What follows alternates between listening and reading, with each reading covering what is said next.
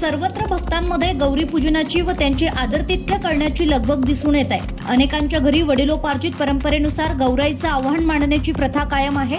याचप्रमाणे मोतीनगर येथील सुभाषराव मोहोड यांच्या घरी जवळपास 30 वर्षांपासून गौराईचं आव्हान होत आहे। त्यांच्या घरी दरवर्षीप्रमाणे यावर्षी सुद्धा श्री महालक्ष्मी पूजन करण्यात आलंय। विशेष बाब म्हणजे ज्येष्ठ आणि कनिष्ठा सोबत झोलाझोली यांचे मोहोड यांच्याकडे पूजन झुल्यावर करण्यात आलंय। गौराईला आकर्षक साजशृंगार चढवून पूजा अर्चना करण्यात येत आहे। तसेच गौराई पूजनानिमित्त विशेष सजावटही या ठिकाणी करण्यात आली आहे। गौराई दर्शन व महाप्रसादाकरिता स्थानिक भागातील भाविक भक्त व परिवारातील मंडळींची या ठिकाणी उपस्थिती दिसून आली आहे। झुल्यावर बसलेल्या गौराई यावेळी सर्वांचं लक्ष वेधून घेत होत्या। पाहूया गौराईचे काही क्षणचित्रे।